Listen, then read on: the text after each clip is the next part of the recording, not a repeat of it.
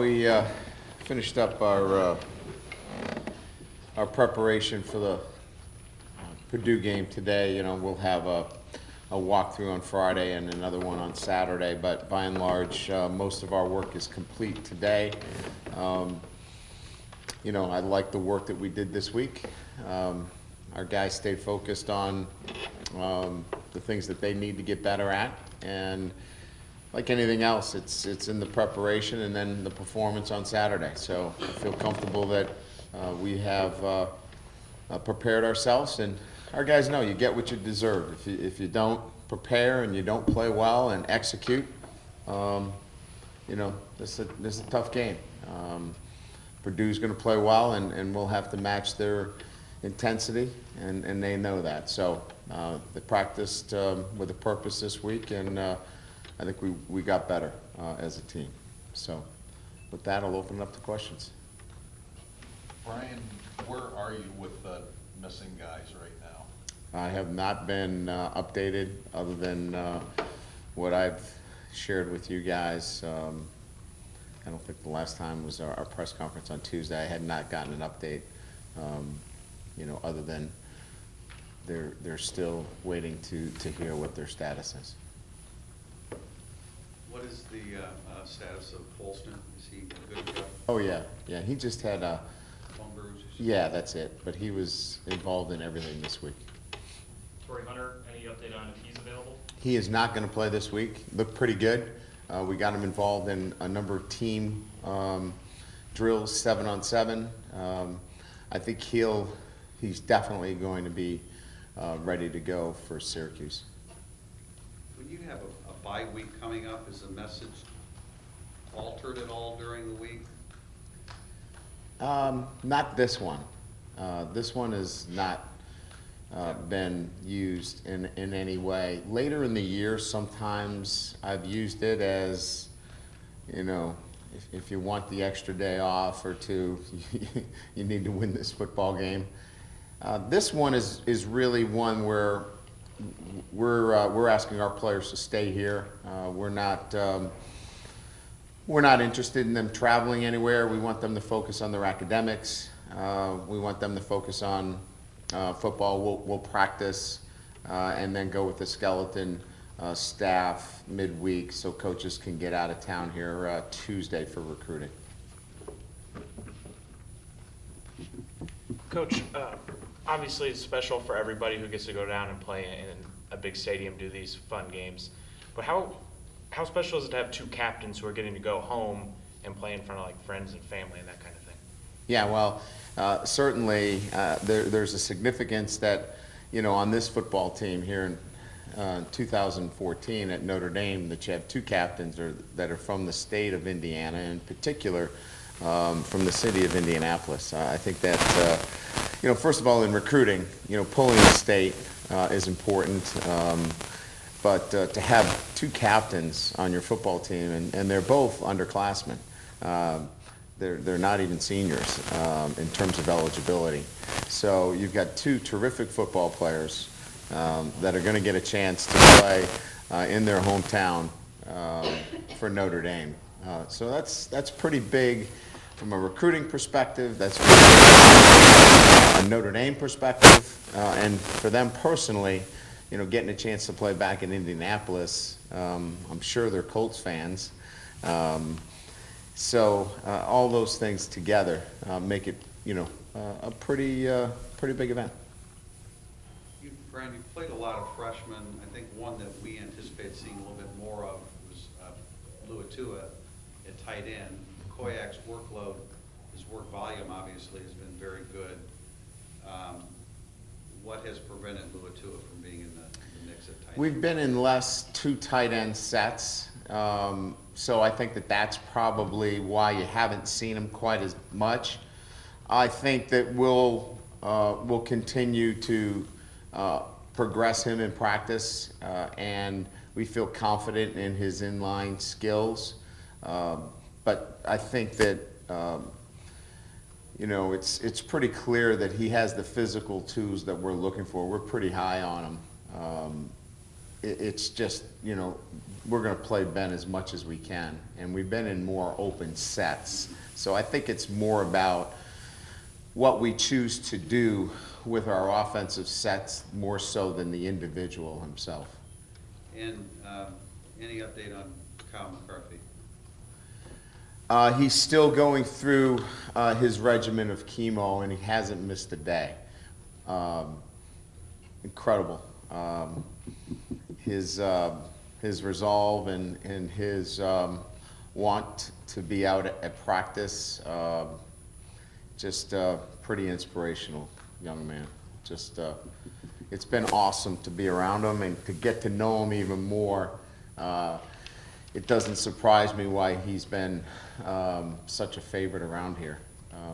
He's pretty an inspirational kid. And when he's on the practice field, Pat Eilers cannot be, or is that only for He games? can be on it. He can't be in a coaching and teaching, position. But he can be on the field. He assists in charting and cards and things of that nature. But he can't be in a coaching, role where he has a unit as coaching role would be defined. Brian, what's Malik's development been like? Obviously, we've only seen him a handful of plays. What's he been like in practice, his attitude and his growth curve? It's quite frankly, it's hard for a number two when you're he's got 4 seasons of competition, right? And he's sitting behind Everett Golson. He's not coming in to practice every day with a big smile on his face going, boy, this is great sitting behind Everett. We have to, we're trying to teach him every day, give him opportunities to grow every single day. He's getting 40% of the reps. He's getting a lot of reps. In the NFL, he'd be getting about 15% of the reps. So we're really giving him a big chunk because we want to make sure that we continue to develop him because we think so much of him. But it's not easy. It's not easy for him. And sometimes we got to jump on him a little bit because, you have a tendency maybe to lack a little bit of that sharpness and concentration. And we got to keep reminding him, hey, you're one play away from leading this football team. So it's a daily kind of conversation.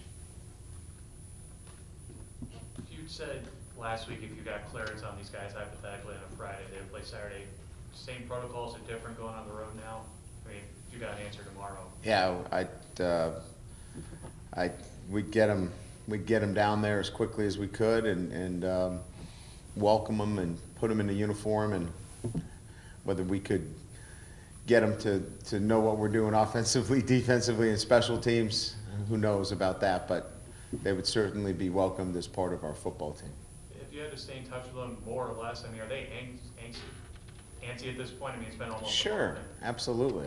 You guys are anxious. I'm anxious. We're all anxious. We all want to know, but there's nothing that we can do. And they're, certainly they're anxious, but they're trying to, move as best they can, through the process. That's all I really can tell you, because I don't know much. Brian, do you not ask a lot because you feel like you're outside of the investigation? Oh, yeah. This is separation of church and state in a sense. This is the deans, and they have their domain, and that's their business, and it truly is their business, and I respect that. And they don't give me advice about play calling, and that's the truth of the matter. And whether that's a poor analogy or not, they handle academic honesty, and they handle those things, and that's their domain, and that's their world. And I want my guys back, but I get it, and they work, and that's their job, and so I really don't have any say on that. Anything else? Yeah, Coach, Chris Brown obviously had a good spring, good fall camp so far for different reasons. since he hasn't quite got going yet with the numbers? Is it just a thing of keeping him staying on the same path? Or is there anything you need to do to try to maybe force the issue with him in a game to kind of get him involved more? That's a good question. He's been a little inconsistent in the first couple of weeks, and he'd be the first one to tell you. He's got to. He practices his butt off. I mean, he works so hard. He's got to relax a little bit, is really what I told him. He gets a little bit uptight during the games, and he's just got to let it come to him. He cares so much, but he's got to make some plays for us, and I think he will. I'm very confident he will. He's just got to let it come to him, and there'll be plays out there for him to make during this season. But he has gotten off to a little bit of an inconsistent start, but I see him definitely becoming more of a factor in what we do and becoming more comfortable. Is it a thing too where, like, Rice spent a lot of time kind of bracketing him a little bit as Will Fuller and Amir start to have more games like last week? Maybe he starts finding himself in some of those situations?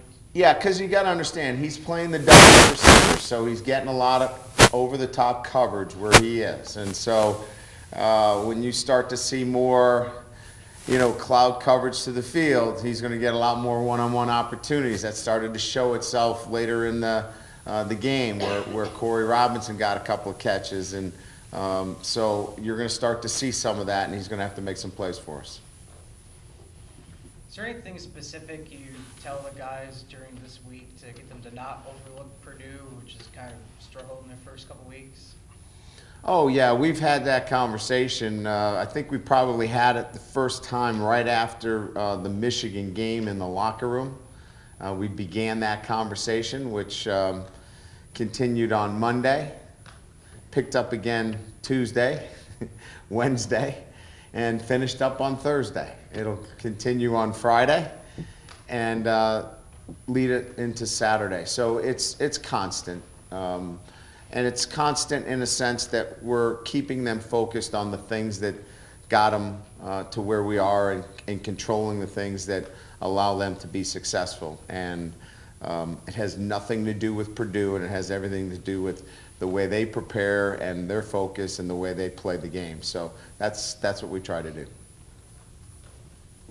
Cool. Thanks, everybody. Great, thank you.